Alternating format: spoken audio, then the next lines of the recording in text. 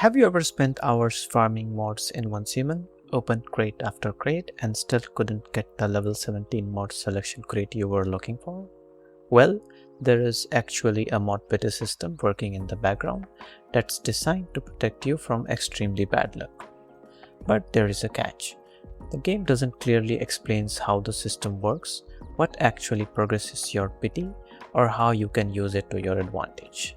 So in this video, I'm going to break down the mod pity system in simple terms, how it works, what contributes to it, and most importantly, how to make the most out of it while farming mods. The easiest way to understand is to think of it as a bad luck protection. While you are doing eligible content, you have a chance of receiving a level 17 mod selection crate or simply the legendary mod selection crate. So let's start with what you can actually see in the game. After opening the mod menu, you will see two important things. First, you have your current legendary mod selection drop rate chance. This represents your current chance of obtaining that crate. Then we have the obtained legendary mod selection crate pity count. This is a separate counter that tracks your progress within the pity system. The value can range from 0 to 5. For example, if it's showing 4x5 for me, it means I have currently obtained 4 legendary mod crates, and if I don't do anything, this will go to 3x5 after 2 days. Simply gives one more pity every week or so, whether you obtain that legendary mod box or not. At the same time, when you continue making eligible attempts without obtaining the legendary mod selection crate, your drop rate can increase, giving you better odds of receiving it. And by eligible attempts, I am referring to the respective eligible dungeons, silos, and limited time Visional Wheel activities or events. So that's the basic idea behind the mod pity system. Now let's look at the drop rate itself. One community tested probability table shows that it takes roughly 80 eligible attempts to cross that 1% drop rate chance, after which the rate starts increasing more significantly with further attempts. And once your displayed chance moves above that 1% mark, this is where you can start using the system more strategically.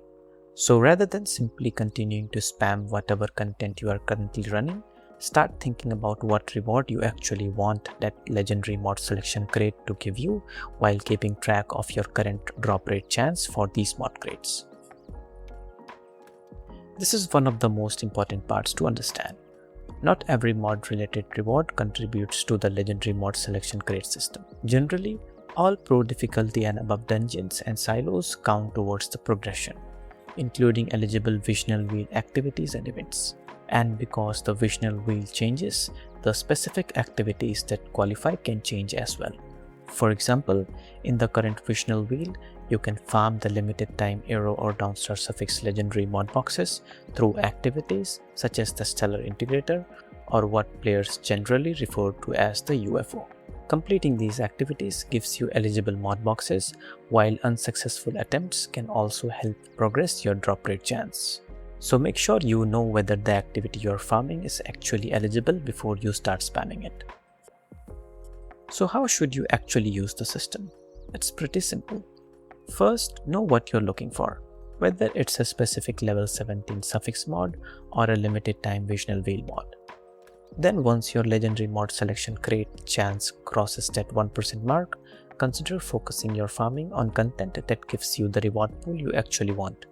You just have to be careful about which activity or dungeon you are spamming after crossing that 1% threshold, because the game only starts displaying the updated drop numbers after you reach that point. Now there can be several activities you can use to reach that high drop rate range, depending on your build and level. For example, spamming Forsaken Giant could be one of the fastest ways to increase your drop rate chance. But there is a trade-off. If you're unlucky, you could end up getting a non-suffix legendary mod selection crate from Forsaken Giant, even when your chance is still below 1%. If that crate didn't contain anything useful for your build, then you have essentially used that opportunity on a reward you didn't really want.